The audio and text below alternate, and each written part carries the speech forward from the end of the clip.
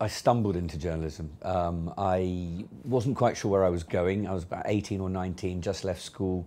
I spent 6 months running a pub, which was quite fun, but clearly not my future plan. And then I saw an advert in my local paper. Could you hack it as a trainee reporter? And so I went along for the interview, and he said, why do you want to be a journalist? And I said, I'm not quite sure, but it must be about communicating with people. And I think the one thing I can do is communicate with anyone, whether it's playing darts with a hod carrier or speaking to a duke or a duchess. I can do it. So that's how I got into it. And I fell in love with it very quickly. So I'm editor-in-chief of the Nationals for Mirror Group, which is the Daily Mirror, the Sunday Mirror and the People. The People has its own editor, and so who reports into me, but he runs the People as its own entity. And then reporting into me on the Mirror side of things, we have a weekday editor and a weekend editor, Peter Willis and Alison Phillips. So I'm more hands-on with the Mirror than I am with the People. So what I love about this job is that every single day is a different day. I walk in and to all intents and purposes I've got 96 blank pages to fill, and I'm not saying we don't do any forward planning. Of course we do some forward planning and there's features already in the paper, but who knows what the front page is going to be at 10 o'clock.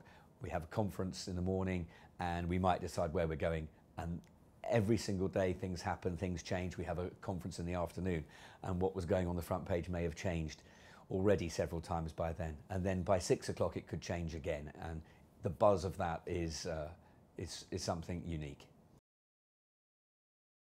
Well, the Mirror is a title with great integrity, great history. 1903 it was founded. It obviously has a powerful political voice, has been a left-leaning newspaper for most of its existence. But it's a left-of-centre paper that has connections with the Labour Party. It has been a supporter of the Labour Party throughout the Labour Party's history. Obviously, the paper's older than the Labour Party. But having said that, that's not our biggest priority is our readers rather than any political party. Issues that affect our readers and campaigning for them, fighting for their rights, trying to right wrongs, the Mirror has a great history of. I mean, if you just take Hillsborough as an example, it's been a long fight for those families, and the paper that they will all say that has been at the very forefront on a national level would be the Daily Mirror. I think the thing I'm most proud of in my time at the Mirror, which is nearly 20 years, is the way that we've covered Hillsborough, the way we stood up for the families, and the sense of justice, and the national newspaper that all the families would say that has stood up for them most would be the Daily Mirror. I think we've got the best national newspaper industry in the world by miles. I think we have fantastic papers in all fields, and there isn't a national newspaper I dislike. I think they all do a very, very good job. Some I would go to more than others as my personal choice and preference, but I think it's a thriving industry. The competition's fantastic. The quality is second to none. So the Mirror's digital strategy has taken an interesting and exciting twist very recently with the launch of our ReEdition. It's a fantastic, dynamic, exciting product. It's the paper, the printed paper, but on tablet form, with the added bonus of lots of extra material in the background. Read it, zoom on it, click on it, and click on icons and you get video content. Click on other icons and you get extra picture libraries. It's a really exciting experience. I'm really proud of it. It's an incredible product. So it's the paper on tablet form. It feels, although the pages are exactly the same thing as the print version, it feels so much more energetic and dynamic because of the medium. And then the added beauty, of course, is that we can put a load of material behind, so you can click on an icon and you get video. You can click on another icon and you get picture libraries. I have a 13-year-old son, And he likes papers and he likes print, but he loves this product on his iPad, really does. My view is that papers will exist in 10 years and in 20 years, and probably long past that. Books still exist. There is a trust in something tangible. Readers like it, and I think that there is absolutely a future for the printed product, but of course, we need to diversify. Social media and social networking allows us to have a far more fluid relationship with our readers. So the Green Ink Brigade do still exist, but we have far more connectivity on a day-to-day basis, on an hour-to-hour basis through social media. I think certainly on different platforms there are slightly different age profiles. So clearly on our websites, almost certainly on our e-edition, but it's a little bit early to tell, and certainly on mobile, the audience is younger. As far as I'm concerned, that's really exciting, because what we do, the production of great content, suddenly we have new audiences to reach. So the really exciting thing for me is that the digital world, the multimedia platforms that are available to us now, means that I can take our fantastic content and attract a new audience, because we've got a younger audience online, a younger audience on mobile, and hopefully a younger audience with our e-edition as well. Historically, an editor's job was to worry about the words in his paper. Clearly, I think as time has moved on, an editor has to have a far more commercial awareness.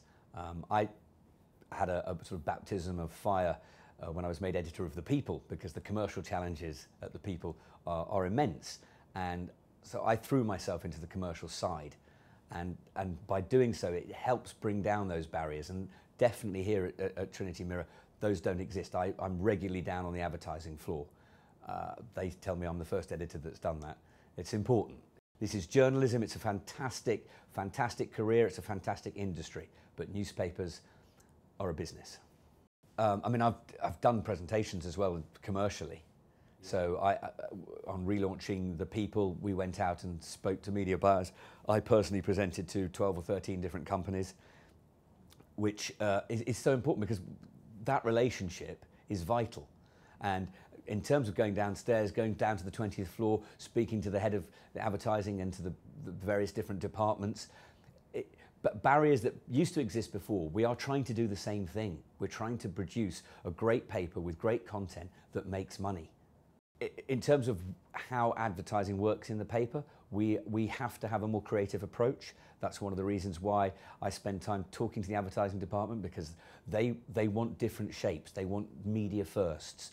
And we have to see what is possible, what is a compromise too far, what works, what doesn't work. And that is true across all of our platforms. And if you take the e-edition again as an example, the opportunities for advertising there are incredible because of the video, because of the interactivity that they can have with the readers. In the Olympics, we had great relationships with the advertisers where we were able to say we are doing a feature on, for example, Jessica Ennis, and therefore it would not be, it wouldn't be a question of damaging our integrity for an advert about Jessica Ennis to run alongside it. Quite simple. The single most important thing the Daily Mirror has done in the last 15 years, as far as I'm concerned, would be the Pride of Britain Awards.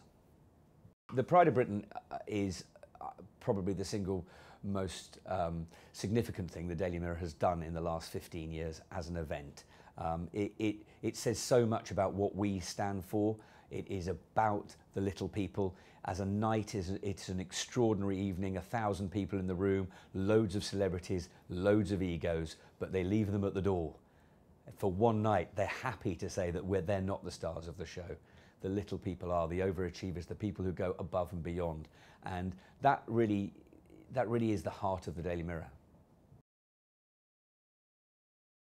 Newspapers are important, because without newspapers, there is no news.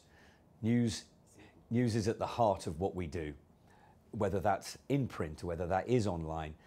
And where we make a difference is that we connect with people far better, because where else in a 30-minute, 40-minute read can you have football? Can you have Coronation Street? Can you have politics? Can you have campaigns about drugs or knives or equal pay? It's the greatest insight into the lives of the people of this country.